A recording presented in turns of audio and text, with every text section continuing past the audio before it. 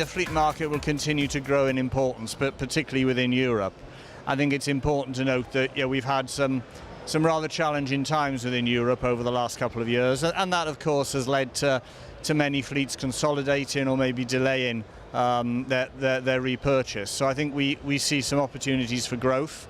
I think the importance of the fleet market will be greater, and indeed I think with a number of the range of affinity schemes and the range of employee schemes that we see, it's not just fleet but also customers behaving in a very fleet-like way, even if ultimately they may be retail customers. The year 2013 is the most challenging year in fleet. The fleet market has been dropping significantly in Europe, but we see some light in the end of the tunnel and hope that the fleet market could pick up, especially in the second half of 2014. We see that already today. We have a high demand from corporate customers in all kind of language countries actually, all over Europe. And we think that this trend will continue and even getting stronger in the next year.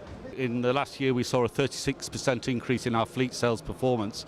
So we are growing significantly, and we now contribute 35% of all sales come from fleet for the Jaguar and Land Rover business.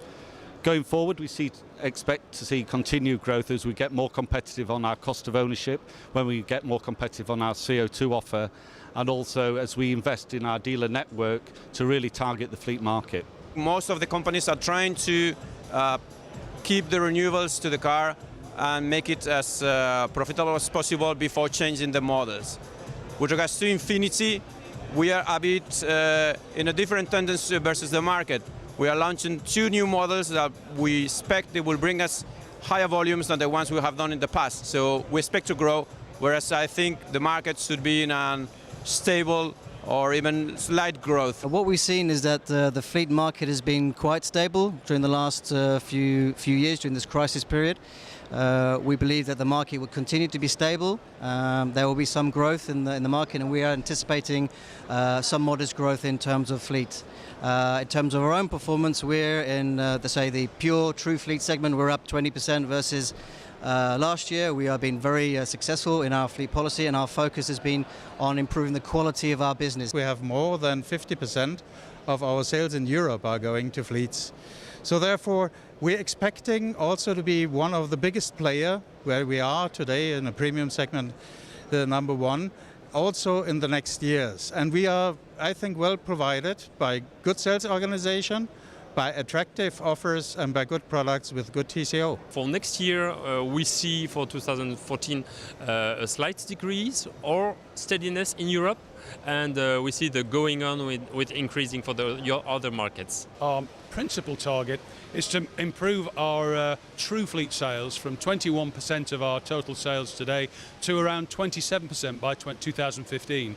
And really for us, to really mature and develop as a real fleet contender in Europe, improving our true fleet sales and meeting the needs of fleet customers entirely really is an indicator of our growth and success here.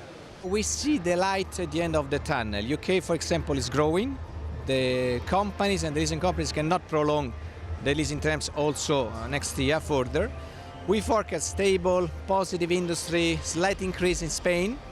And as said, we expect to grow, as we are doing this year. This year, at the end of August, we are plus 53% versus last year in terms of sales, true fleet sales in Euro 5. And thanks to the new Leon, we expect really a big success and to duplicate the success of this year also next year. Overall, if I take Europe, just to speak about one region, the fleet market proportionally tends to grow. In certain markets, I would say, in average, we're around about 45% of the weight of the total sales, some more, some less. In that, our strategy since the last years has been to be to structure Nissan as a sustainable player.